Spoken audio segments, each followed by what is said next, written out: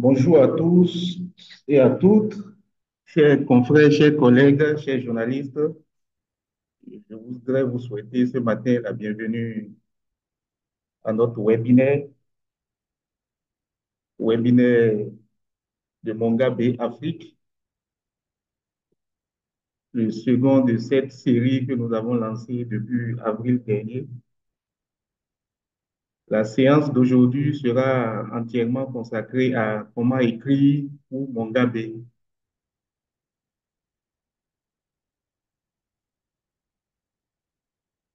En réalité, au fait, nous avons initié ce webinaire pour essayer d'améliorer les compétences en rédaction scientifique et environnementale de nos pigistes, de nos contributeurs un peu partout à travers l'Afrique. Il s'agit également de renforcer un peu les capacités de nos collaborateurs sur comment naviguer dans les subtilités de l'écriture pour Mongabé et leur fournir aussi des informations précieuses sur la rédaction d'articles bien écrits, la maîtrise de quelques règles de ponctuation, la compréhension des règles de grammaire qui façonnent un journalisme scientifique percutant. L'objectif aussi que nous poursuivons ce matin, c'est de montrer les bases de la rédaction scientifique, les erreurs courantes à éviter et des conseils pour simplifier les choses. Il s'agit également d'offrir des conseils pratiques sur la façon d'améliorer la narration et de communiquer efficacement. Avant d'entrer dans le vif du sujet, je vais articuler ici les trois grandes lignes que nous allons aborder. Il s'agit d'abord de vous montrer le style de Mongabé, puisque Mongabé a une particularité dans la présentation de ses articles qui diffère certains autres médias internationaux. Ensuite, nous allons voir ensemble les règles de base de l'écriture scientifique. Et enfin, nous allons passer en revue quelques considérations générales sur l'écriture scientifique. En matière de style, au niveau de Mongabé, il y a d'abord la façon dont on écrit les nombres. Au fait, dans un article scientifique, dans un article sur Mongabé, si vous parcourez un peu les articles qu'il y a sur notre site, les nombres au-dessus de 10 s'écrivent généralement en chiffres. C'est la règle au niveau de Mongabé. Et les nombres en bas de 10 s'écrivent en lettres, sauf si le nombre est suivi d'un code d'une unité de mesure ou s'il est en pourcentage. Mais cette règle n'est pas souvent bien appliquée par nos contributeurs, ce qui fait que les éditeurs sont obligés de corriger à chaque fois ces petites erreurs-là. Donc, sachez que dans les articles sur Mongabé, il faut écrire les nombres au-dessus de 10 en chiffres et les nombres en bas de 10 en lettres, sauf si le nombre est suivi d'un code d'une unité de mesure ou s'il est en pourcentage. Également, en matière de style, Mongabé écrit tous les nombres en lettres en début de phrase. C'est-à-dire, quand vous voulez commencer votre article et que ça doit commencer par un nombre en début de phrase, il faudra l'écrire en lettres et non en chiffres. Les nombres indiquant également des années et des âges s'écrivent toujours en chiffres dans l'article. S'agissant par exemple des siècles, utilisez des chiffres romains. Vous connaissez tous les chiffres romains, pas besoin de le rappeler ici. Mais on préfère utiliser les chiffres romains que les autres formes de chiffres qui existent. Également, il faut écrire les fractions en toutes lettres. Un quart, un tiers, s'écrivent dans les articles en toutes lettres au niveau du style de Mugabe. Il faut également utiliser une virgule décimale et non un point. C'est-à-dire quand vous voulez écrire un chiffre qui comporte peut-être sous forme décimale, il faut utiliser une virgule et non un point. 3,5 par exemple, pour cent et non 3,5. L'autre chose à savoir aussi, c'est de séparer les milliers en groupes de trois chiffres avec un espace insécable, sauf quand le nombre est une année, une adresse, un article de loi ou une page. Et les billions en anglais est traduit par milliard et trillion par 1000 milliards.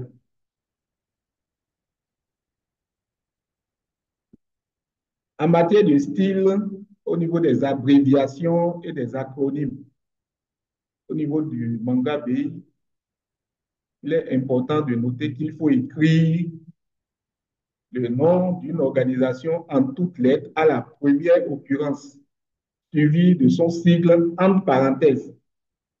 Généralement, on constate dans les articles que les gens nous proposent, que nos contributeurs nous envoient, qu'il y a des noms d'organisations. On commence souvent par l'abréviation, par le sigle. Après, on met en parenthèse le nom entier de l'organisation. Non, à Mongabe, l'organisation doit être écrite en toutes lettres, son nom doit être écrit en toutes lettres à la première occurrence, suivi de son sigle en parenthèse. Comme l'exemple que je viens de donner, que vous voyez peut-être sur vos écrans, Institut de recherche pour le développement, en parenthèse IRD.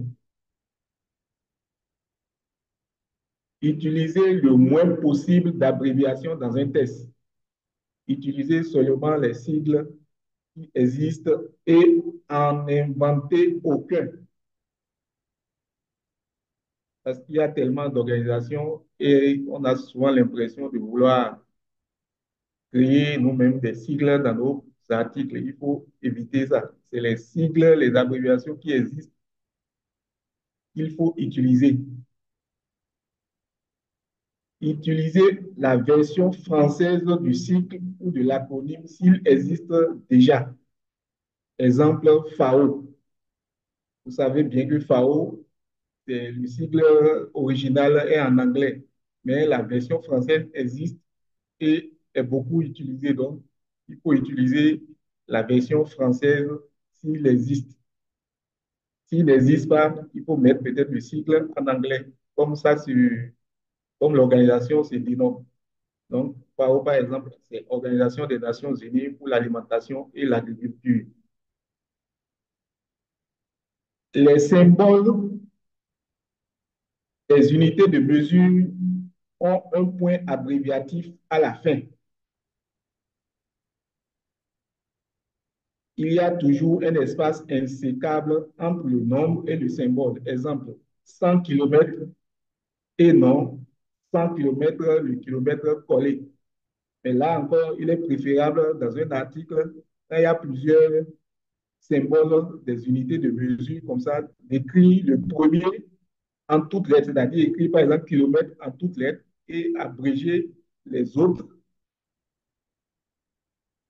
dans l'article. Écrivez le nom de l'unité de mesure en toutes lettres. C'est ce que je viens de dire la première fois qu'elle apparaît et utiliser le symbole les autres fois suivantes.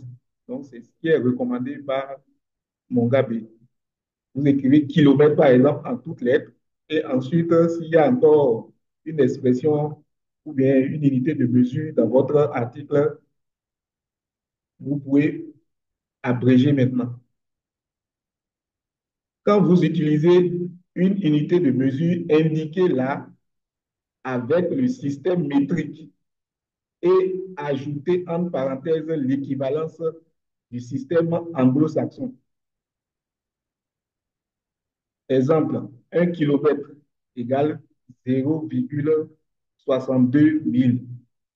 Donc, généralement, quand vous écrivez, il faut faire attention à cela. Quand vous exprimez des unités de mesure, il est préférable à Mongabé de mettre entre parenthèses son équivalent dans le système anglo-saxon.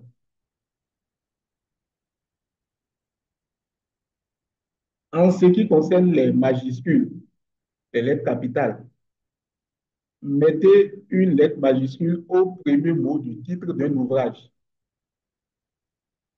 Si le titre est composé de deux parties séparées par un, deux points, mettez majuscule plutôt après le deux points. Dans les sous-titres, on ne met pas une majuscule après les deux points. Quand vous citez par exemple un ouvrage dans votre article, il faut faire attention aussi à mettre la première lettre du titre d'un ouvrage en lettres capitales, en majuscule. Et quand c'est composé le titre de l'ouvrage est composé de deux parties avec deux points, mettez la majuscule après les deux points aussi. Mais quand il y a un sous-titre en bas, il faut l'écrire tout en minuscule, même après les deux points. Les mots qui prennent une capitale initiale, événements historiques, par exemple, les noms des institutions, les noms des peuples et ethnies, les titres honorifiques, les points cardinaux qui ont une fonction de nom propre dans le nom d'un pays ou une région, exemple Asie du Sud-Est. On n'utilise pas de majuscule initiale après deux points ou point virgule dans un test ou des noms de monnaie. Dans les expressions écrites en toutes lettres suivies d'un cycle, organisation non gouvernementale, points cardinaux, qui ne font pas partie d'un nom propre. Également, Mongabé adopte que les majuscules prennent un accent comme les minuscules. Exemple A ou bien E, accent aigu. Bien qu'il est en majuscule, il peut prendre un accent comme dans État. Donc, c'est des trucs qu'il faut vraiment veiller à ça dans vos articles que vous envoyez souvent, afin d'aider les éditeurs à rapidement évaluer vos productions.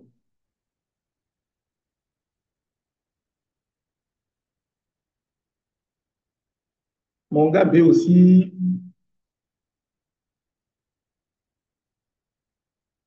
au niveau des codes de monnaie, contrairement à la pratique des tests anglais, le code suit la monnaie. Exemple, 450 USD et non USD 450. Le code n'est jamais assorti d'un article. 22 milliards d'euros et non pas 22 milliards d'euros. Donc, des petites erreurs de style qu'il faut vraiment éviter. Il faut éviter aussi les expressions étrangères. Lorsque vous les utilisez, assurez-vous qu'ils sont bien en italique. Exemple, par exemple, shampoing ou look. On écrit les termes latins en Italie, sauf ceux qui sont couramment employés. Par exemple, confère, et al, etc., ibid, nb, ps, bs, ad hoc, per capita, per annum, versus, via, vice versa. Ça, c'est des termes latins qui sont couramment employés. Donc, ceux-là, on ne va pas les mettre en italique. Mais les termes latins qui ne sont pas couramment employés, il faut les mettre toujours en italique et surtout les éviter le maximum possible. N'écrivez pas les mois de l'année avec une lettre majuscule. C'est généralement en anglais que ça s'écrit en majuscule. Sinon, en français, c'est minuscule. N'ajoutez pas un S après ONG, organisation non gouvernementale. Nous le remarquons souvent dans les accords organisations non gouvernementales, éviter d'ajouter un S après ONG, lorsque le mot est au pluriel dans la presse.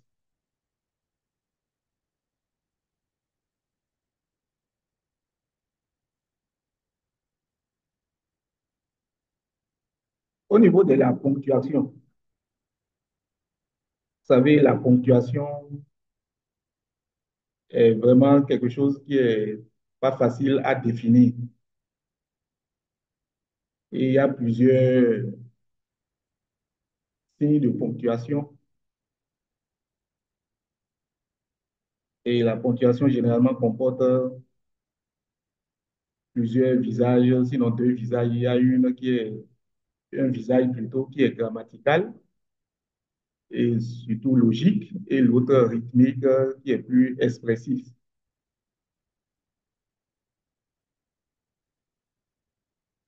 Est-ce que je vois le PowerPoint?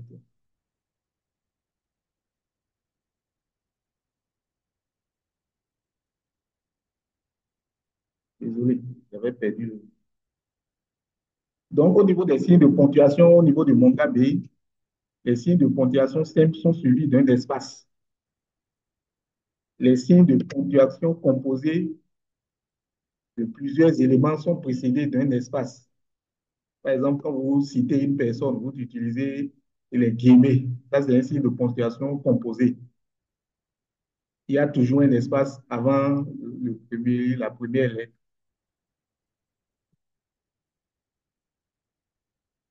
Et les signes de ponctuation simples, quand vous utilisez par exemple une virgule, juste après la virgule, il y a un espace. Pas plus d'un espace, un seul espace. Ne séparez pas le verbe du sujet avec un signe de ponctuation. Les guillemets français encadrent les citations et les guillemets anglais indiquent une citation à l'intérieur d'une citation. Exemple, les cultures catch-up, catch-crop plutôt, les cultures catch-crop. C'est-à-dire au niveau, en français, les guillemets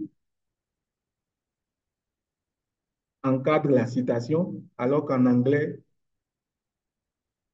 les guillemets qu'on utilise souvent en anglais, qu'on appelle souvent les griffes, ça indique une citation à l'intérieur d'une autre citation en français. Donc, il faut véritablement faire attention. Utilisez aussi les guillemets pour indiquer que la phrase est une citation et pas de caractères italiques. Généralement, dans les articles que nous recevons, certains mettent les, les citations en italique comme dans les mémoires académiques. Il faut éviter cela au maximum. Au niveau de la ponctuation aussi, Monga a adopté que le point final doit être placé à l'extérieur du guillemot fermant, quand la partie entre guillemets constitue ou pas une phrase complète. À la fin d'une énumération, ne mettez pas de virgule avant et, sauf si l'un des éléments énumérés comporte un et. Utilisez le point-virgule pour séparer les éléments d'une énumération lorsqu'au moins un de ceux-ci comporte une virgule. Également, ne pas confondre le trait d'union et le tiret. Le tiret long s'utilise pour encadrer une incise et pour introduire les répliques des dialogues. Mettez un espace insécable avant et après les tirets. Utilisez aussi les crochets ou ajouter une information à l'intérieur d'une phrase en parenthèse. Dans une citation, les crochets indiquent une mention qui n'était pas dans la citation originale. Je vais revenir plus tard au niveau des ponctuations vers la fin de ma présentation. Maintenant, nous allons passer en revue les règles de base de l'écriture scientifique. En journalisme scientifique, la plus importante chose, c'est d'abord de relier la science à la vie quotidienne. C'est-à-dire quand vous écrivez sur un sujet, qu'il soit environnemental, changement climatique, agriculture, énergie, tout ce qui a rapport à la science. Il faut faire en sorte de relier votre histoire à la vie quotidienne. Il faut ramener les scientifiques dans la vie concrète. C'est ce qui est recommandé comme première règle de base en journalisme scientifique. Il s'agit de faire ressortir le côté humain, par exemple, des scientifiques. Quand vous écrivez sur une étude, par exemple, bien, un article, une enquête ou bien un reportage vraiment bien documenté, et vous abordez des informations vraiment scientifiques. Dans ce article, il faut faire ressortir le côté humain des scientifiques que vous interrogez, et mettre en relief des aspects humains auxquels n'importe qui peut s'identifier, par exemple les gestes, les vêtements, attitudes, le comportement, décrire l'endroit, les odeurs et les couleurs. C'est vraiment important. Ça permet à l'article d'être beaucoup plus captivant pour le lecteur. Il faut expliquer comment, par exemple, vous travaillez sur une découverte. Il faut expliquer comment une découverte pourrait influencer notre vie quotidienne. C'est ce que les gens veulent savoir. Quand vous produisez de l'information, de travailler sur un sujet scientifique, c'est de montrer que comment cela peut influencer la vie de tous les jours, la vie quotidienne des populations. C'est très important. L'autre règle aussi, à savoir, c'est de simplifier beaucoup la science.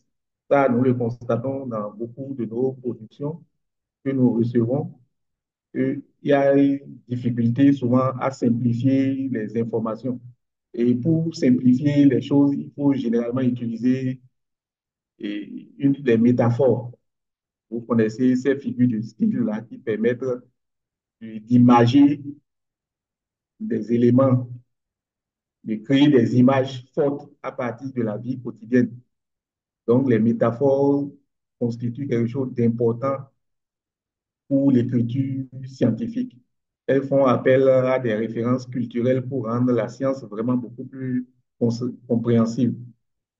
Les métaphores comme les comparaisons sont parfois la seule manière d'expliquer les choses dans un article scientifique. Exemple, ma jeunesse ne fut qu'un ténébreux orage. C'est Baudelaire qui l'a écrit dans l'un de ses ouvrages qu'on appelle L'Ennemi. Vous voyez comment il a comparé sa jeunesse.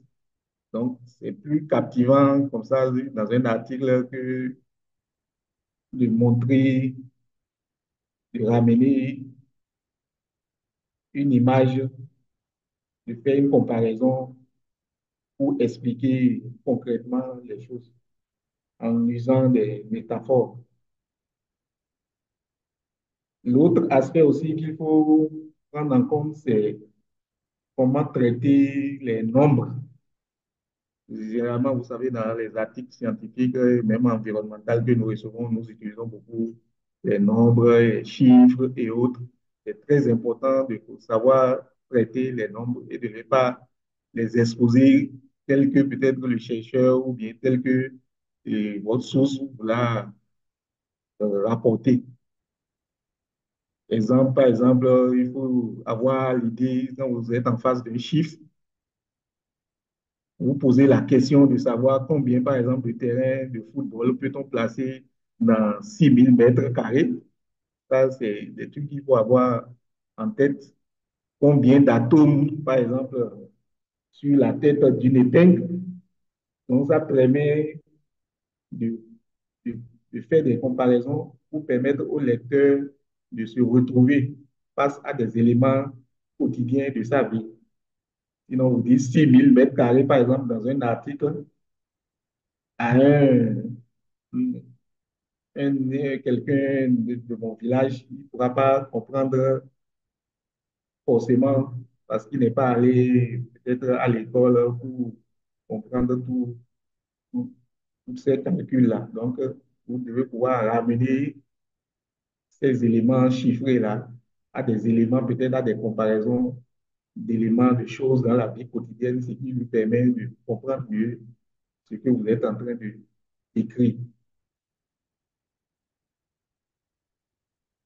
Quand vous devez quantifier un poids, une surface, une grosseur, un volume, une longueur ou quoi que ce soit, il est utile de les comparer à des choses qu'on voit et qu'on utilise dans notre vie de tous les jours.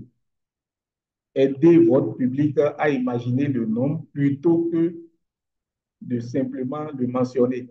Ne conservez dans votre article que les chiffres absolument essentiels pour ne pas surcharger les lecteurs. Arrondissez les valeurs pour obtenir des nombres entiers. Si je prends par exemple cette phrase-là, qui est en couleur verte à votre écran, quand les patients inhalaient ces infimes particules de carbone, on les retrouvait dans leur sang par la suite. Ces tout petits morceaux de matière sont des nanoparticules, un terme qui s'applique à tout ce qui mesure 100 nanomètres. Quand vous écrivez, par exemple, une phrase comme ça dans un article, un lecteur lambda peut pas comprendre ce que représente, par exemple, 100 nanomètres. C'est à vous de ramener ce chiffre-là et de le comparer à des choses vraiment qui lui sont utiles dans sa vie quotidienne. Et il va pouvoir comprendre le sens des 100 nanomètres. Par exemple, il y a là la réponse qu'on propose. Un nanomètre est un milliardaire de mètre. Vous voyez que c'est difficile à comprendre même pour celui qui a fait des études universitaires. Une particule de 100 nanomètres est donc à peu près 1000 fois plus fine que l'épaisseur d'un cheveu. Ouais. Une formule du genre permet de mieux comprendre ce que représentent les 100 nanomètres que de mettre directement dans un article 100 nanomètres. C'est-à-dire une comparaison des 100 nanomètres à l'épaisseur d'un cheveu. Ouais, ça permet de mieux relater, de mieux simplifier ce chiffre-là. Donc, ne comparer des choses souvent à l'épaisseur d'un cheveu, à l'altitude de croisière d'un Boeing 747, à l'enfance d'un objet ou d'une planète. Donc, il faut avoir souvent à l'esprit, quand vous écrivez, vous tombez sur des données chiffrées, essayez de les comparer à des choses qui ont rapport à la vie quotidienne, à l'épaisseur, par exemple, d'un cheveu, à l'altitude de croisière d'un Boeing, à l'enfance d'un objet, par exemple, ou d'une planète. En tout cas, vous devez pouvoir ramener la chose à la vie quotidienne pour permettre au lecteur de mieux comprendre le sens de ces données-là. L'autre règle de base de l'écriture scientifique, c'est le jargon scientifique. Comment le traiter? Comment traiter le jargon scientifique? C'est très important. Nous utilisons souvent beaucoup de termes scientifiques, de thèmes techniques que le lecteur, que notre public, que ceux à qui nous écrivons, ceux à qui nous voulons informer, ont souvent du mal à comprendre. Donc, il faut savoir traiter le jargon scientifique. Ne jamais présumer que vos lecteurs connaissent chaque mot scientifique ou chaque concept que vous utilisez dans votre article. Vous savez, avec aujourd'hui les questions de changement climatique et les réunions qui se multiplient à l'international, il y a beaucoup de thèmes qui sortent, qui sont inventés par les organisations des Nations Unies en matière d'environnement, gaz à effet de serre, des thèmes comme ça. Il faut savoir les traiter pour que le lecteur lambda puisse comprendre le sens réel de ces mots-là. Prenez soin d'expliquer le sens des mots et simplifier tout en restant vrai. En somme, prenez le temps de simplifier les concepts complexes dans votre article. Si je prends cet exemple-là pour illustrer, l'apparition d'une résistance médicamenteuse chez les parasites responsables de la cécité des rivières. Vous voyez, dans un article, vous écrivez, vous envoyez à votre rédacteur en chef un article dans lequel on a, par exemple, le mot la cécité des rivières, ou bien lecteur au village lit un article et constate dans cet article, il y a une phrase qui comporte une expression comme la cécité des rivières. Ouais, c'est pas facile à comprendre. Il faudra expliquer le sens de ce mot-là pour que le lecteur puisse mieux comprendre. On ne dit pas de ne pas utiliser le jargon scientifique, mais quand vous les utilisez, il faut quand même pouvoir les expliquer dans l'article pour qu'on puisse mieux comprendre. La réponse ici, la cécité des rivières, c'est l'onchocercose. Par exemple, vous dites onchocercose, beaucoup de personnes savent ce que représente l'onchocercose. Mais quand vous écrivez, par exemple, dans un article cécité des rivières, ce n'est pas facile à comprendre, même pour votre éditeur ou rédacteur en chef.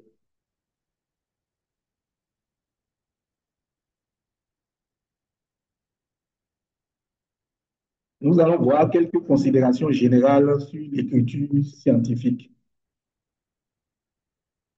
Mettez les espaces dans les guillemets français. Je l'avais déjà dit tout à l'heure. Par exemple, la plus cesse. Quand vous mettez le guillemet, il doit y avoir un espace avant la lettre A, la lettre la, et elle plutôt, je dis la plus. Ce n'est jamais collé. Quand c'est collé, c'est une faute. Donc, vous mettez toujours des espaces dans les guillemets français. La plus cesse et non la plus cesse comme en rouge, là, collé. Ce n'est jamais collé. Mettez le point après les guillemets et non avant. Quand vous citez une personne dans votre article, mettez le prénom avant le nom de famille.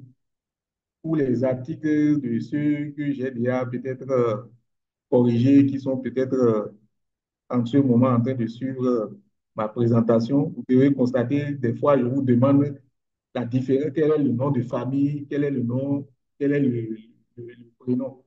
Donc, c'est très important. Mettez toujours le prénom avant le nom de famille et indiquez le titre, la fonction, les qualités, l'institution ou la structure dans laquelle la personne travaille. C'est très important. Maintenant, pour citer la même personne ou la même source plusieurs fois dans l'article, mentionnez simplement son nom de famille sans répéter le prénom ni sa fonction, sauf en cas d'information nouvelle sur ses qualités ou qualifications professionnelles. Quand vous citez, par exemple, un chercheur, vous dites Guillaume, le chercheur au CIRAD. Guillaume, peut-être, et Guillaume, peut-être Sanchez, chercheur au CIRAD. Le nom, le prénom, c'est Guillaume. Le nom de famille, c'est Sanchez.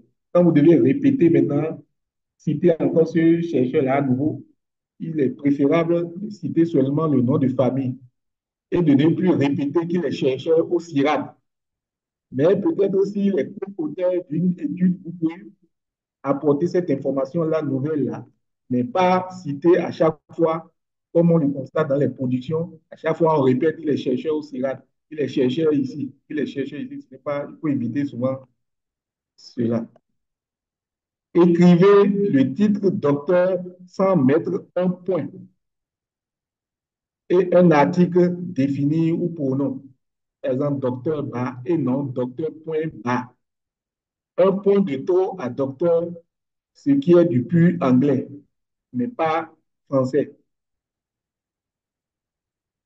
C'est souvent dans les articles anglais que quand on veut citer quelqu'un par son titre de docteur, vous voyez, on met point. Mais dans un article français, on met simplement DR, docteur, et non DR point, et le nom. Il est préférable d'écrire professeur au lieu de PR ou de prof, parce que parfois aussi on abrège dans certains milieux, on abrège par exemple président de la République comme PR.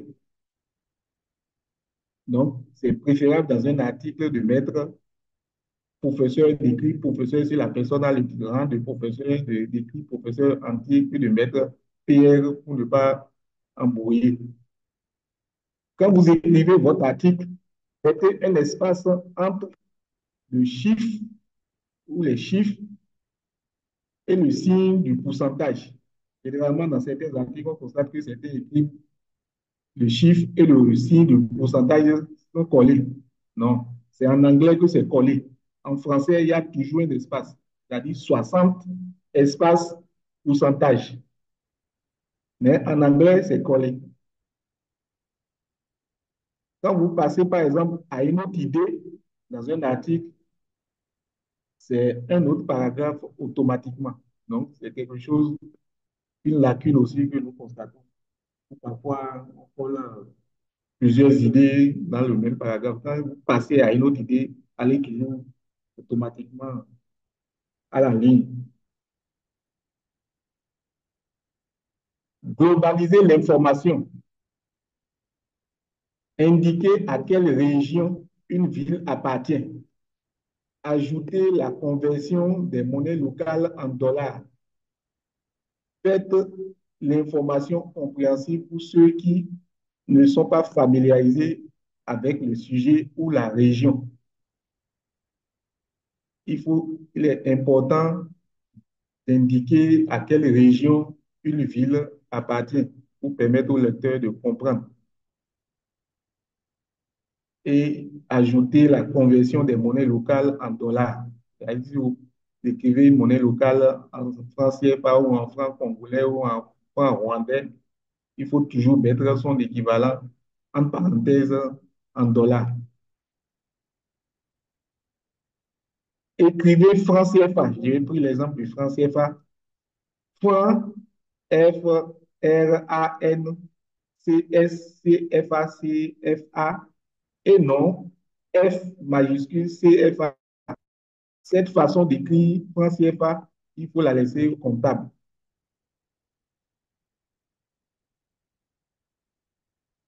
2,624 millions. Quand vous voulez écrire 2,624 millions, d'abord les non-chiffres s'écoutent comme ça. Ensuite, il ne faut pas les mettre, il ne faut pas mettre de points, mais une virgule et un espace avant chaque groupe de trois chiffres, comme ceci, 2,624 millions ou 2,624 millions. Mais laissez cette dernière manière de procéder au comptable. C'est mieux d'écrire 2,624 millions et non d'écrire tout avec espace sur chaque trois chiffres. C'est préférable d'écrire ça là, pour de laisser ça là pour, plutôt pour les comptables. Évitez d'écrire le mercredi 09. On voit ça souvent dans certains articles. Enlevez le zéro, car nous ne sommes pas en comptabilité. C'est en comptabilité qu'ils écrivent souvent des choses comme ça. Dans l'attaque d'un article, les nombres en lettres sont préférés. Je l'avais déjà dit. Quand vous voulez démarrer votre article, il est préférable pas d'écrire un nombre en lettres qu'en chiffres. J'avais déjà aussi souligné que l'énumération se fait avec les tirets longs, plus avec aussi les parenthèses. L'autre chose aussi à retenir, c'est qu'une citation ne prend de majuscule à la première lettre que quand elle se place devant deux points.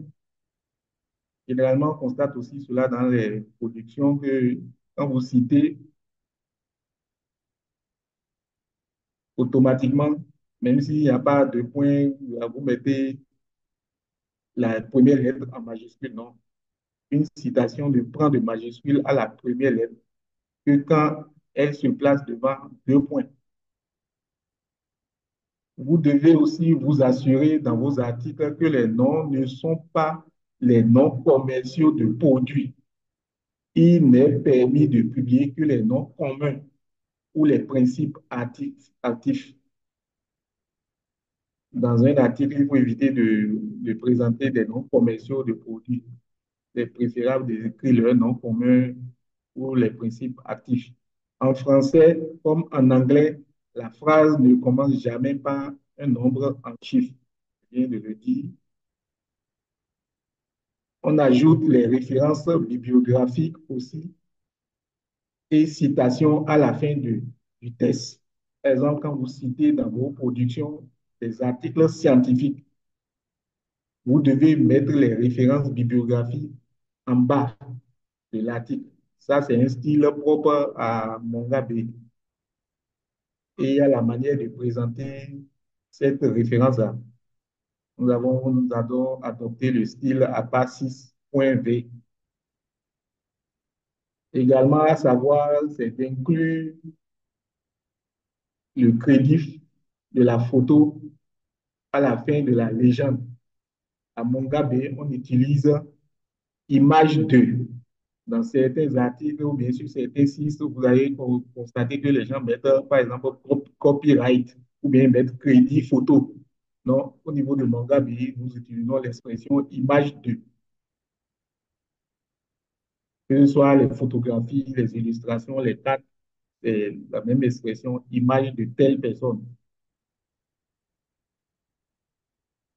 Nous utilisons aussi une liste à puce qu'on appelle bullet point, bien lecture rapide pour résumer l'article. Donc, essayez souvent d'en proposer trois plus, pas plus de quatre, en tout cas, pour synthétiser le contenu le plus possible.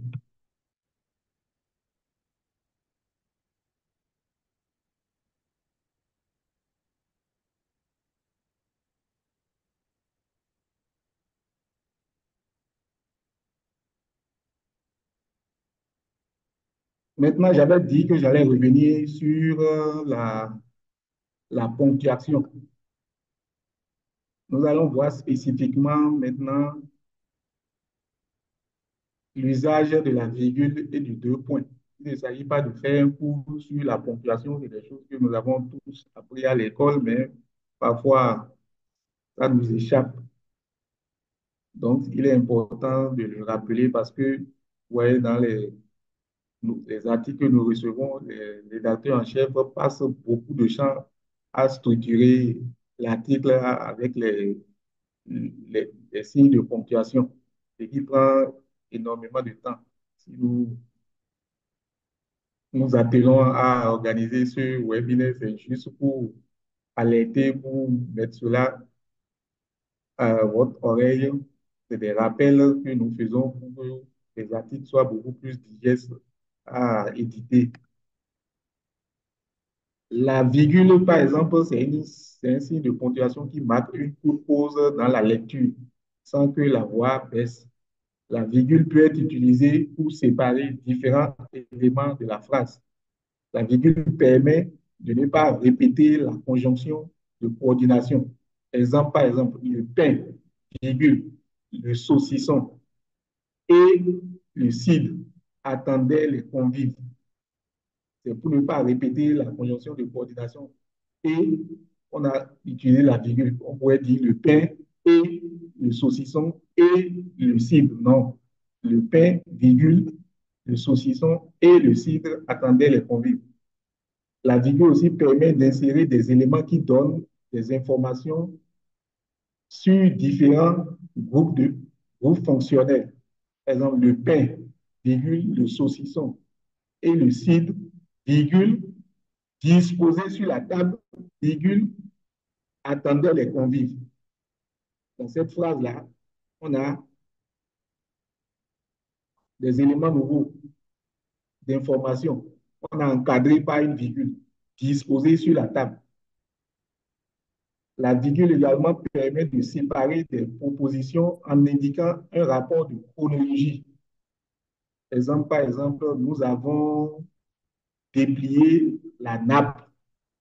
Les enfants ont mis le couvert. Ouais, il y a une idée de succession, là, de chronologie. Nous, on a déplié la nappe. Les enfants ont mis le couvert.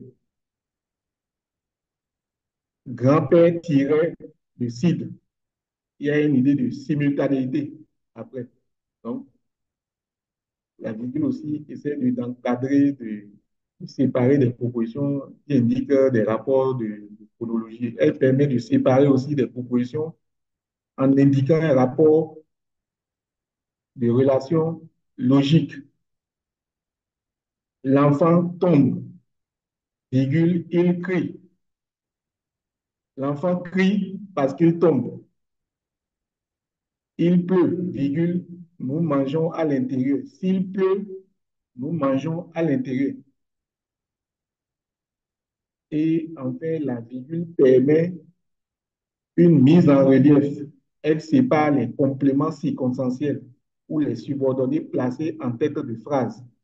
Elle sépare les pronoms mis en relief. Elle sépare les propositions incises.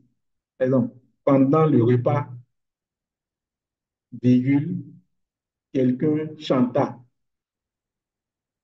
Tandis que nous mangions, le facteur arriva. Moi, virgule, je regarde, je me régale de chaque mets. Ce repas, je l'avoue, me convient.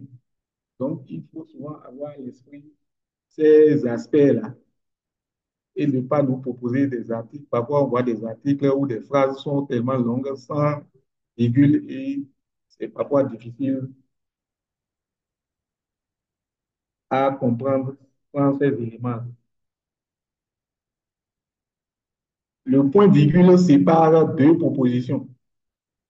Le plus souvent, elles ont une relation logique. Il indique une pause plus importante que la virgule. La voix baisse peu. Il étudiait, point virgule. Il voulait réussir son année scolaire. Il étudiait beaucoup car il voulait réussir son année scolaire. Il y a deux propositions là. C'est pourquoi, au lieu de mettre car, on a séparé les deux propositions là par un point virgule.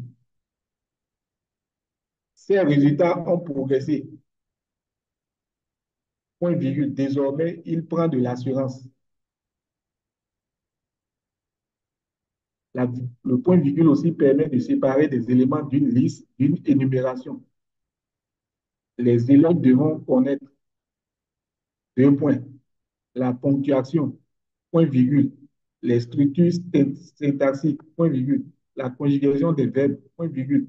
Les temps et les mots. Donc, tout ça, c'est des rappels au fait que c'est des trucs que nous tous nous connaissons, nous l'avons appris à l'école, mais il faut souvent rappeler. Ici, je voudrais donner, pour terminer ma présentation ce matin, je voudrais donner quelques exemples pratiques sur l'usage de la virgule et du point virgule. Je prends par exemple cette phrase.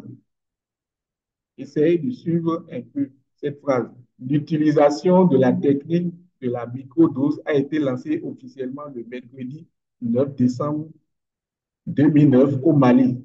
C'est une phrase comme ça. Vous recevez une phrase comme ça, vous devez mettre des signes de ponctuation dans cette phrase et donner la réponse en bas. L'utilisation de la technologie de la microdose a été lancée officiellement. À gauche, on doit mettre normalement une virgule ouvrante qui enclave le complément circonstanciel du temps suivant.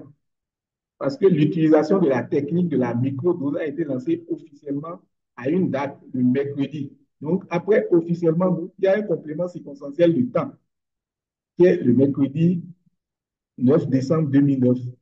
Donc, nous devons mettre une virgule après officiellement à gauche. Et après le mercredi 9 décembre 2009, nous devons mettre une virgule aussi fermante qui enclave le complément circonstanciel du temps précédent. Donc, la phrase devait être l'utilisation de la technique de la microdose a été lancée officiellement, virgule, le mercredi 9 décembre 2009, virgule, au Mali. Donc, nous avons dit tout à l'heure que les virgules encadrent souvent des compléments. Donc, essayez d'avoir à l'esprit ces aspects-là. Il y a souvent il y a des compléments circonstanciels de temps Il faut savoir que souvent, ils sont souvent encadrés quand, avant par une virgule ouvrante et par une virgule fermante. Un autre exemple que je donne ici, c'est face à cette situation accablante, le Premier ministre burkinabé Tertus Zongo a procédé au lancement officiel de cette opération le 12 juillet 2010 à Nanoro, a souligné que le paludisme est une maladie qui menace le développement du pays. Ce sont les femmes enceintes et les enfants qui sont les plus touchés. Dans cette phrase aussi, qui est très longue, il faudra placer des virgules, des points de ponctuation, des ponctuations plutôt. Face à cette situation accablante, virgule, le Premier ministre burkinabé, nous devons placer une virgule ouvrante qui ouvre la désignation. C'est-à-dire le Premier ministre burkinabé. C'est qui ce Premier ministre? Quel est son nom? C'est une désignation. Donc, nous devons placer une virgule là. Après burkinabé, virgule, pour citer maintenant le nom du Premier ministre, Tertus Zongo. Et après Tertus Zongo, on doit placer une virgule qui ferme la désignation. Virgule encore. Qui ferme cette désignation-là, qui a procédé au lancement officiel de cette opération. Après ça, on place la virgule ouvrante qui enclave le complément circonstanciel de temps, qui est le 12 juillet 2010. Et on ferme encore par une virgule ce complément circonstanciel de temps précédent à Nanoro. Après Nanoro, on place encore une virgule là, fermante pour enclaver le complément circonstanciel du lieu précédent à Nanoro. Avant maintenant de tomber sur la partie qui est citation. Donc, vous voyez un peu qu'il faut avoir à l'esprit tous ces aspects-là quand nous écrivons aux articles. L'autre exemple que je vais donner aussi, le troisième, c'est ces trois jardins ont constitué des sites expérimentaux pour le trépas bénin dès l'introduction de la technologie écosane dans le nord du pays. La réponse est ces trois jardins constitués des sites expérimentaux pour le trépas bénin. À gauche, nous devons placer une virgule ouvrante qui annonce un complément circonstanciel du temps suivant, c'est-à-dire dès l'introduction de quoi. Et à gauche, là encore, après l'introduction, nous devons placer une virgule qui ferme le complément circonstanciel du temps et annonce un complément circonstanciel du lieu suivant de la technologie écogène dans le nord du pays. Oui. Et un quatrième exemple, la récupération des matières fécales est simple puisque la latrine écossaise n'est souvent pas profonde comme les latrines traditionnelles. La récupération des matières fécales est simple. À gauche, on doit placer la virgule pour la subordonner. Subordonner, puisque la latrine écossaise n'est souvent pas profonde. Donc, je pourrais multiplier les exemples comme ça à l'infini. Un dernier exemple pour terminer, c'est développer d'abord dans le sud du pays où il existe moins de contraintes selon Kessou. Les latrines écossaises sont aussi appropriées aux communautés musulmanes qui utilisent souvent l'eau pendant leur toilette. Développer, à gauche, nous devons placer, après développer, une virgule ouvrante. Car ce mot est toujours enclavé au milieu d'une phrase. Parce que le mot d'abord est toujours enclavé au milieu d'une phrase. Donc, développer, virgule, d'abord, virgule.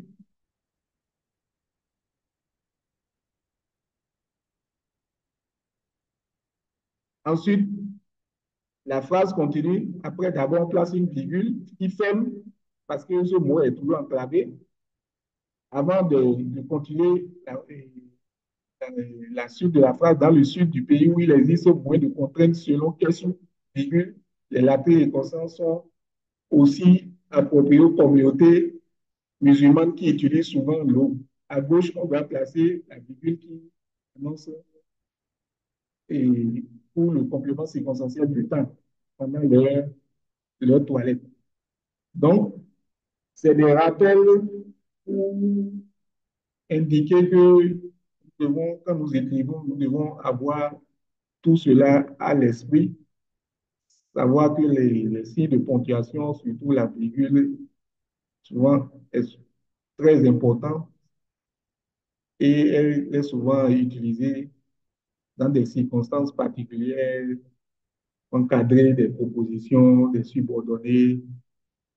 Donc, il faut faire vraiment attention. Et il y a certains mots comme ça en français, comme d'abord, qui sont des mots qui sont toujours enclavés au milieu d'une phrase.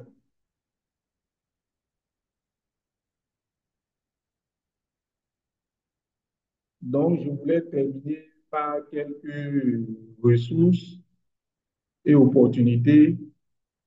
Si vous voulez soumettre un pitch à la rédaction de Manga B, vous avez le lien. Et nous avons lancé aussi un appel à proposition pour couvrir la COP29. Il est toujours ouvert. Vous pouvez nous proposer vos pitch que nous allons évaluer. Nous allons essayer d'accompagner cela par des subventions financières pour écrire des articles durant la COP à partir du 11 novembre prochain. Je suis ouvert pour les questions et les remarques et les suggestions aussi. Et je voudrais vous dire merci de votre aimable attention.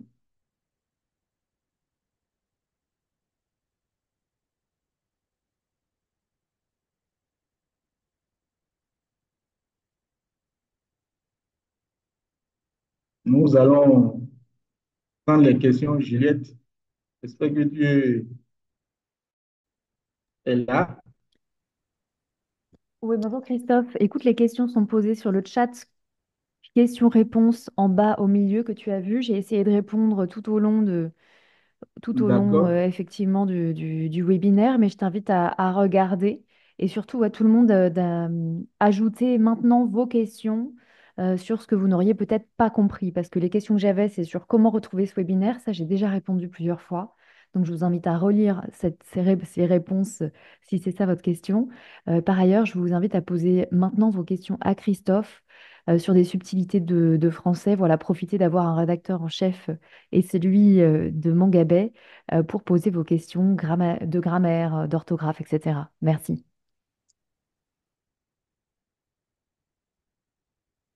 Merci. Nous sommes ouverts pour recevoir des questions. J'ai avec moi ma collègue Juliette Chapalin qui est rédactrice en chef du multimédia et du programme de bourse de Manga Bay Afrique. Donc, Elle peut répondre aussi valablement à vos questions. Si vous avez des questions directes, vous pouvez prendre la parole, ouvrir votre micro, les poser ou bien envoyer un message dans le chat ou bien dans le QR. voilà, dans le chat, effectivement, on a une première question, par exemple, Christophe, qui est, je voudrais avoir une précision sur la taille et la police à utiliser.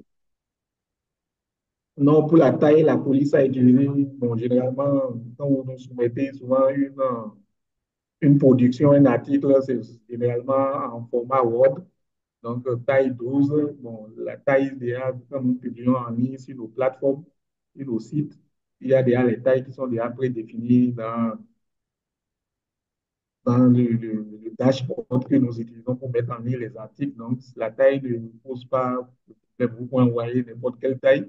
Ça dépend aussi de vos facultés oculaires. Donc, vous pouvez agrandir la police, envoyer, ça importe peu. De toute façon, c'est pas ça le problème. Nous, on peut l'examiner après. Et qu'on va mettre en ligne l'article, ça va prendre la taille correspondante au niveau du site. Merci beaucoup. Je réponds en même temps, je prends note. On a une autre question qui est, quel est le nombre de signes pour un article qu'on soumet à Mongabay? Oui, pour les articles qu'on soumet à MongaBI, ça dépend du type d'article. Vous savez, il y a plusieurs types d'articles. Il y a des articles qui sont des articles des nouvelles, par exemple, simplement des nouvelles, des news. Il y a des reportages et il y a des enquêtes. Ou des articles, par exemple, de nouvelles simples. Minimum, c'est à partir de 600 ou 800 mots. Ça peut aller jusqu'à 1200 mots.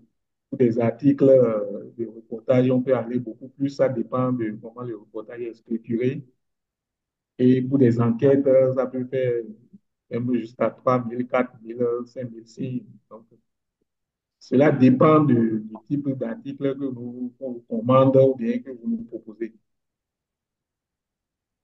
Je ne peux pas vous dire exactement que il nous faut, mais généralement, nous publions des articles même de 500 mots pour des nouvelles, pour des informations, des nouvelles rapides, par exemple. Avec 500 mots, nous publions des articles à partir de 500 mots, 600 mots. Voilà, ça en général, ça se négocie une fois que le rédacteur en chef a validé votre idée de sujet. Là, c'est à votre tour de négocier le nombre de signes et le budget, évidemment. La question suivante, c'est quel est le process du pitch à la publication? Et alors ça, déjà, je vous ai envoyé dans le chat un lien parce que vous pouvez tous envoyer vos de sujets à Mongabay. Donc, je vous invite à regarder le lien qui est dans le chat et je vais le remettre également dans le question-réponse.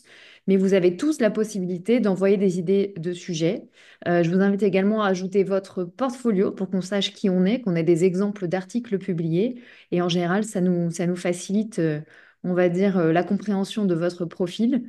Et puis après, vous avez normalement une réponse dans les 3 semaines pour savoir si votre pitch est pris ou non. Est-ce que tu veux ajouter quelque chose, Christophe, sur le process du pitch à la publication? Parce que là, j'ai parlé Non, de... non, tu as déjà répondu valablement. Donc.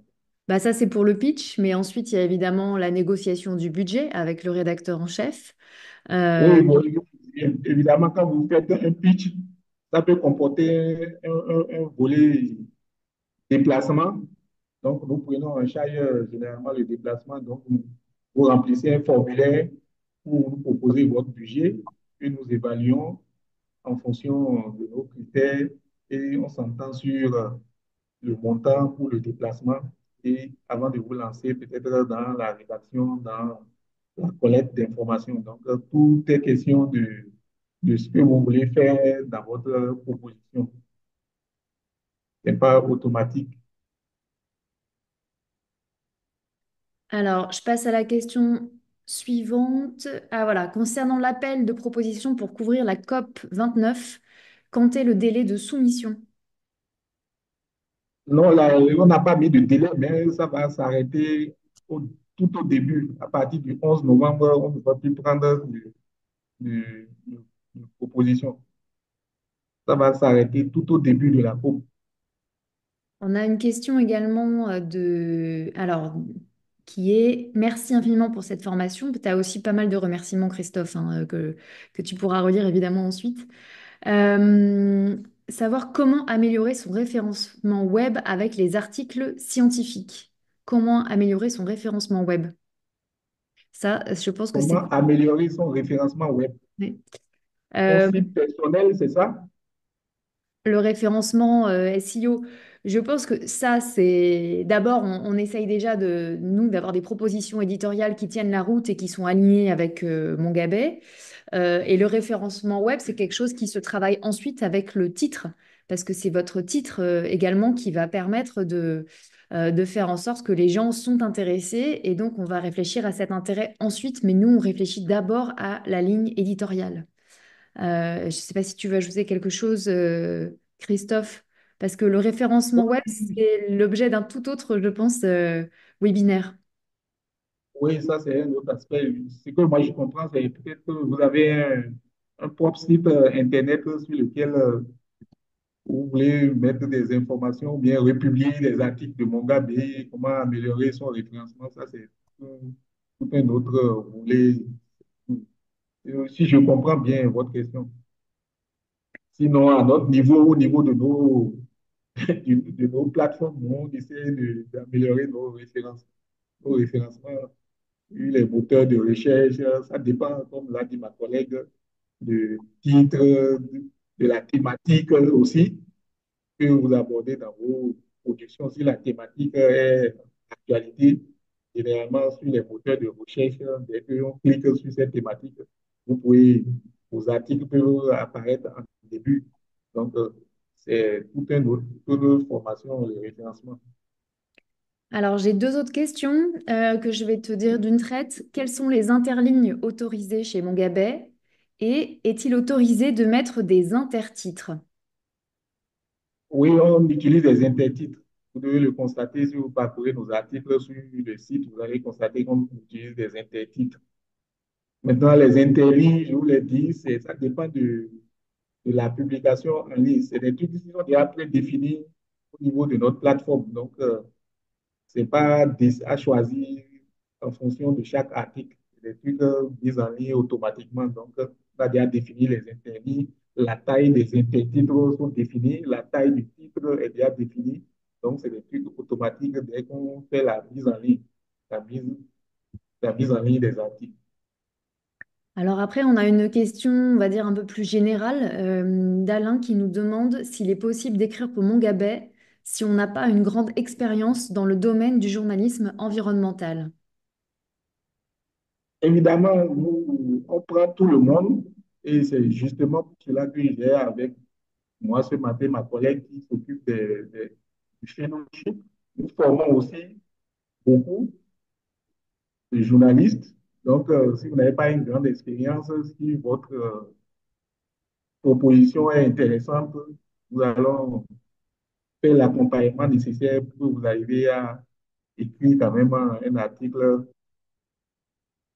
quand même intéressant et aussi vendable. Donc, voilà. Voilà, moi j'ai envie de vous dire, tant que vous êtes un journaliste, tout est possible avec de la curiosité et du travail. Euh, Voilà. question. En tant que pigiste, est-ce que je dois me contenter des sujets de profondeur ou est-ce que je peux proposer des nouvelles rapides?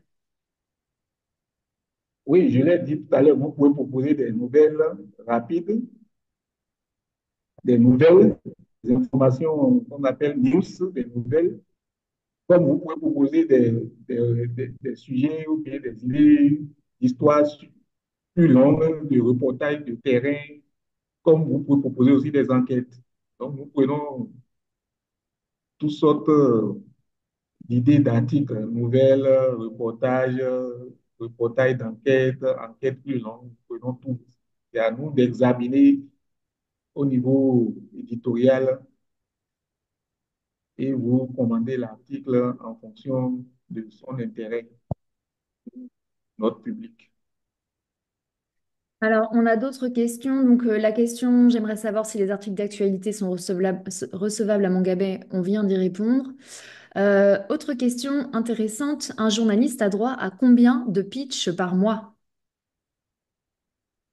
Vous pouvez envoyer autant de pitch que vous voulez, par mois, même par jour. Si c'est intéressant, nous allons prendre contact avec vous, examiner votre pitch et nous entendre et maintenant lancer la commande de la rédaction de cet article-là. Il n'y a pas de chose. Vous pouvez envoyer à tout moment des propositions. Vous pouvez même envoyer, si vous envoyez une proposition qui n'est pas encore prise en compte, ça ne veut pas dire qu'il faut s'arrêter, il ne faut pas envoyer d'autres. La proposition suivante peut être traitée plus rapidement en fonction de l'intérêt la, la première. Donc, nous évaluons les sujets en fonction de- des projets sur lesquels aussi nous travaillons, de l'intérêt pour le public et pour notre ligne éditoriale. Donc, on peut prendre une proposition qui est nouvelle et laisser peut-être l'ancienne, qui travaille d'abord sur celle-là.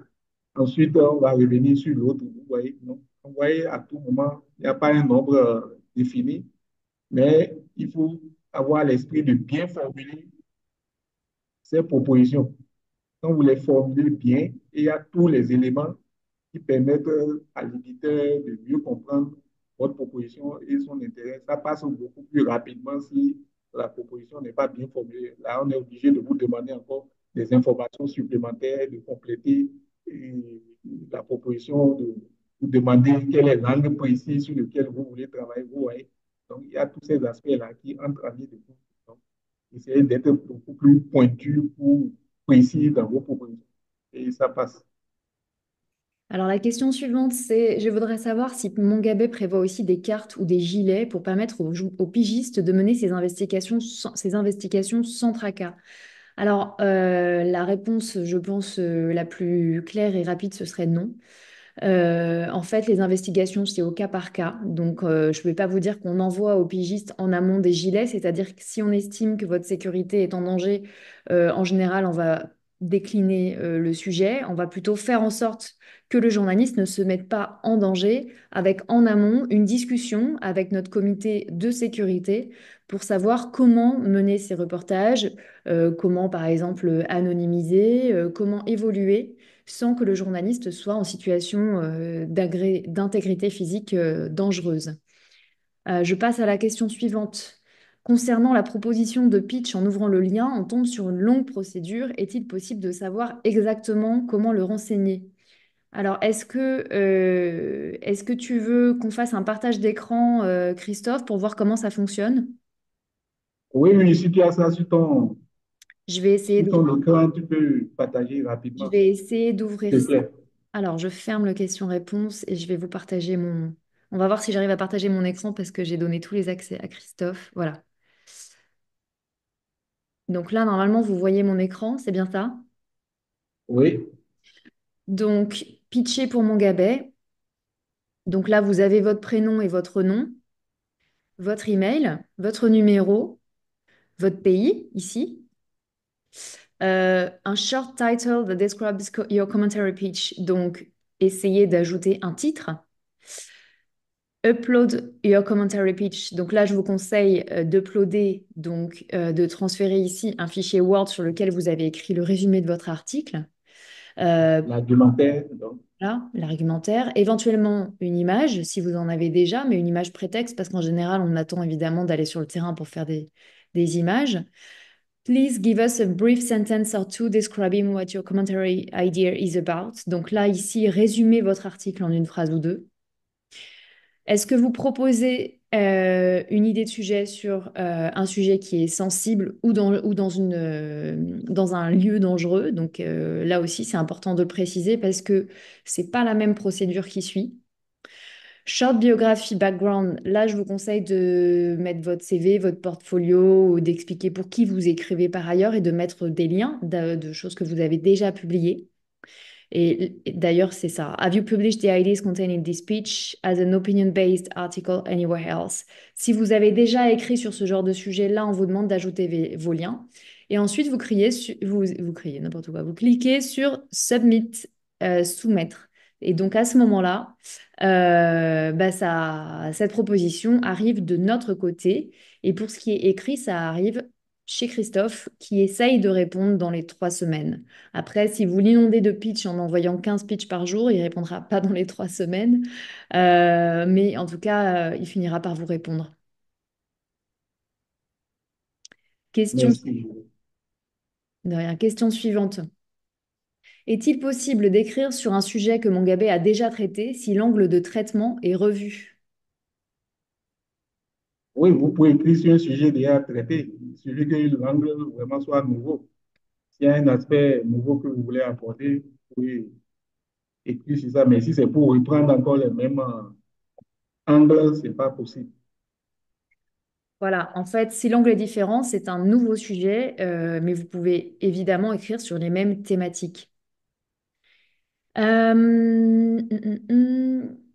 la réponse sur les soumissions de la COP29, on a déjà répondu. Comment gérer les illustrations des photos et les vidéos dans un article?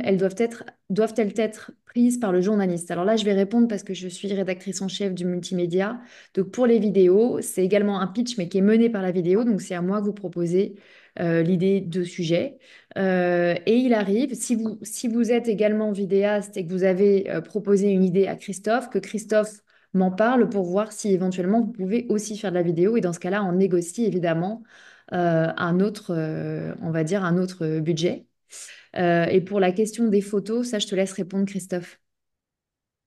Non, généralement, quand vous allez sur le terrain pour des reportages, on vous demande souvent de pouvoir prendre des photos vraiment authentiques, des photos du contexte pour illustrer vraiment l'article que de nous donner la possibilité d'avoir des photos qui viennent du terrain.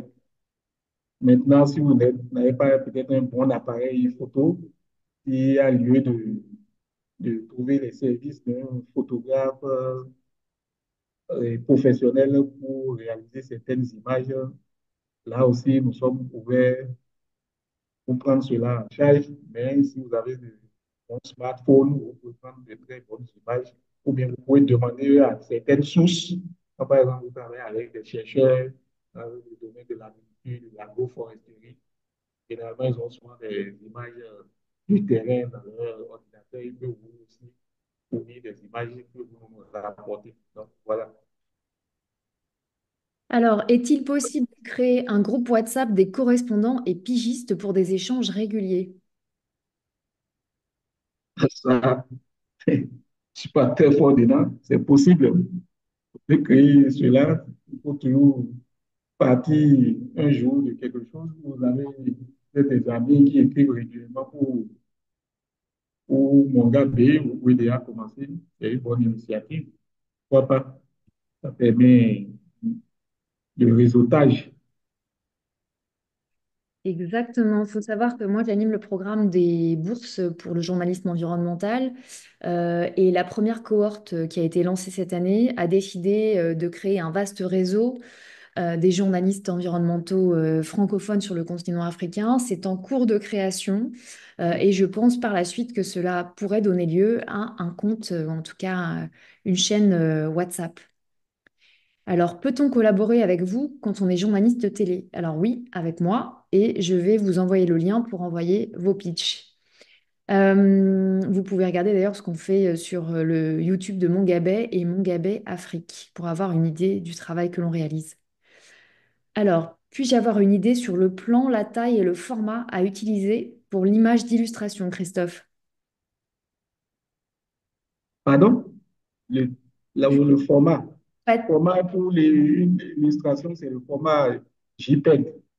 Donc, Maintenant, il faut mettre l'article à une taille vraiment normale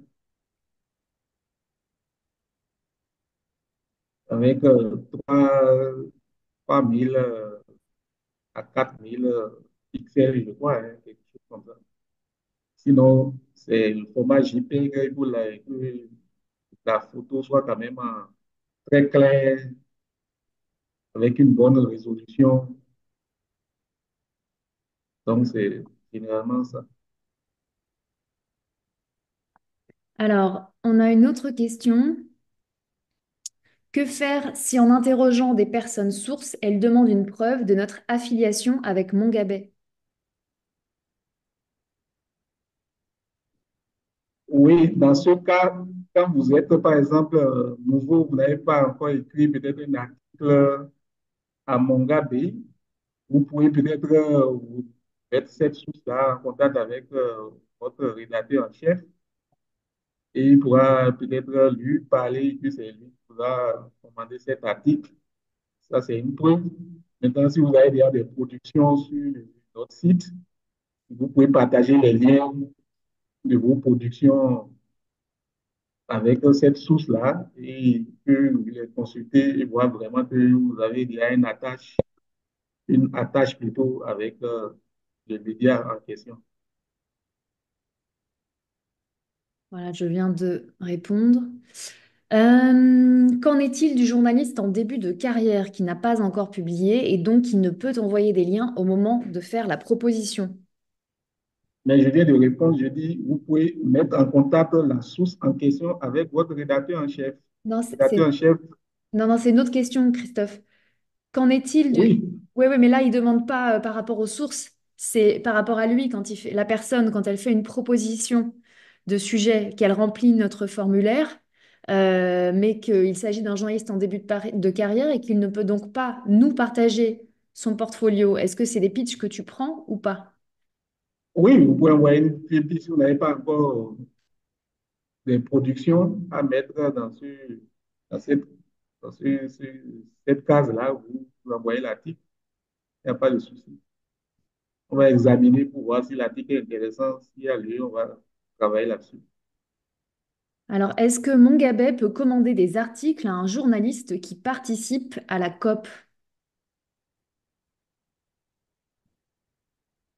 Oui, nous pouvons commander des articles à un journaliste qui participe à la COP, à condition que nous sachions vraiment avant la COP que c'est un journaliste qui doit se rendre à la COP et nous prenons contact avec lui.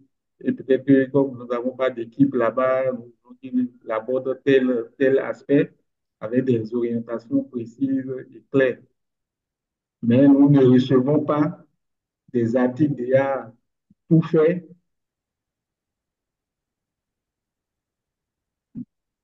d'un journaliste sur un événement donné.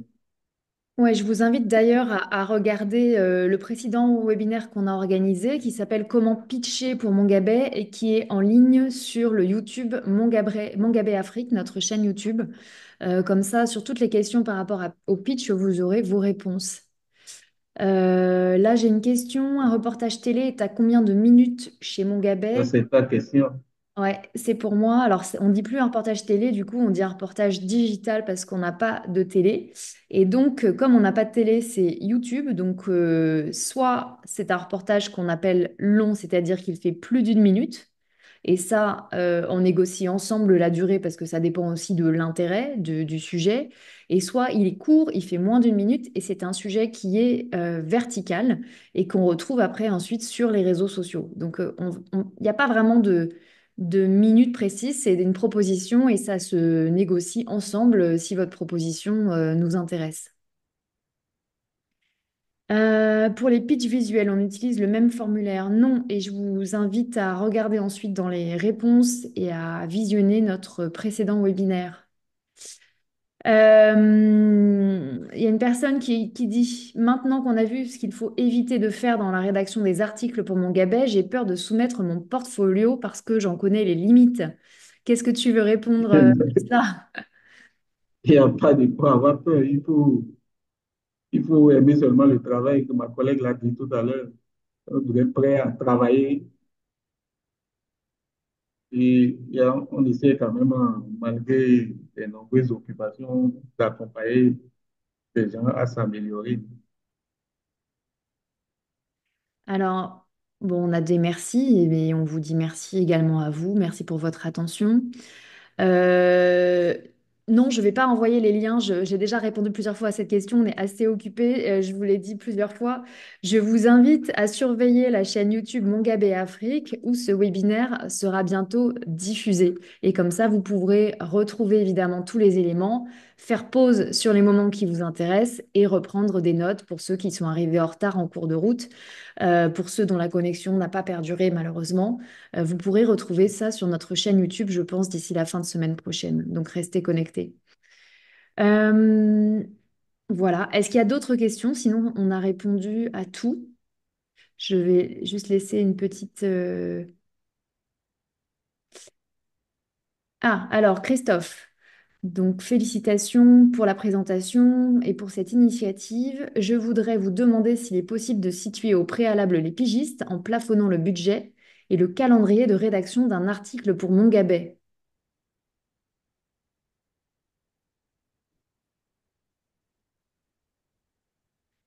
Non, comme je l'ai dit, on ne peut pas plafonner le budget. Tout dépend. C'est une question de- du sujet que vous proposez et du type d'article que vous voulez écrire. Quand vous voulez écrire un article ou bien faire, même si c'est une vidéo, un long format, qui peut faire jusqu'à 13 minutes, c'est différent. Le budget ne peut pas être le même qu'une vidéo qui fait moins d'une minute. Vous comprenez? Et pareil pour un article aussi. Quand l'article, c'est un reportage vraiment fouillé ou bien c'est une enquête qui va prendre beaucoup plus de temps, va vous permettre de faire beaucoup de déplacements, même des déplacements pour aller dans un autre pays. Vous voyez, le budget doit être différent d'un simple article de news où vous n'avez pas à vous déplacer et avec votre simple téléphone, vous pouvez appeler une ou deux sources déjà et écrire l'article. Donc, en ce qui concerne le calendrier, tout cela aussi dépend de l'article. Généralement, pour les articles qui concernent une étude, c'est-à-dire un article scientifique basé sur une étude qui vient d'être publiée, en général, normalement c'est 12 heures. En son 12 heures, vous devez déjà ramener le produit. Parce que vous allez interroger un, deux, trois, quatre sources peut-être, le chercheur principal, un ou deux autres chercheurs indépendants, et vous allez déjà écrire votre article. Mais si pour des reportages plus fouillés, ça peut prendre peut-être un mois. Des enquêtes, ça peut 3, 4, 5, 6 mois. Vous voyez. Donc, c'est un peu comme ça, hein. Mais nous essayons quand même de donner le temps aux gens de mieux documenter leur article. Et la différence à Mongabe, ils ne sont pas pressés pour publier des articles parce qu'il faut publier des articles. On ne court pas derrière la publication d'articles à volo.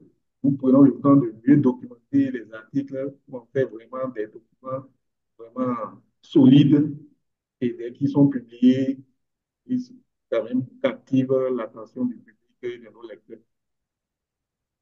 Merci. Encore une question pour moi. Le pigiste peut-il avoir un support de la rédaction pour pouvoir acquérir du matériel, notamment pour les reportages vidéo?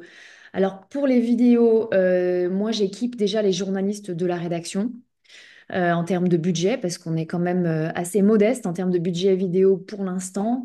Ce n'est pas le même montant, hein. On ne paye pas de la même façon un contributeur de presse en ligne qu'un contributeur vidéo. Donc en général, en vidéo, vous êtes mieux payé parce qu'on prend en compte le fait qu'il y a l'utilisation du matériel. Donc je ne vous fais, enfin, je ne peux pas demander à la rédaction de vous acheter des caméras. Par contre, dans certains cas, j'accepte dans le budget prévisionnel la location, par exemple, d'une unité de caméra ou la location d'une GoPro quand on en a besoin. Donc ça, c'est vraiment au cas par cas, mais c'est pas du tout systématique. Est-ce qu'il y a d'autres questions? Sinon, on arrive au bout de notre webinaire.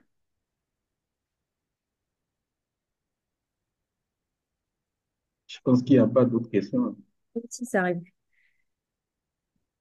Le lien par email, non, je ne vais pas faire ça parce que vous êtes très nombreux et ça ne va pas être possible. Je vous invite vraiment à regarder le YouTube Mongabé Afrique pour revoir cela. Voilà. Est-ce que vous acceptez le mobile journalism? Bah oui, ça fait partie des propositions vidéo et je viens d'ailleurs de vous envoyer le lien pour proposer vos pitchs vidéo dans le chat également et dans les questions-réponses. Voilà, et des merci, on en a eu plusieurs, et des félicitations, et des merci pour votre initiative. Donc, à notre tour de vous remercier pour votre attention. Merci de votre intérêt pour Mon Gabet.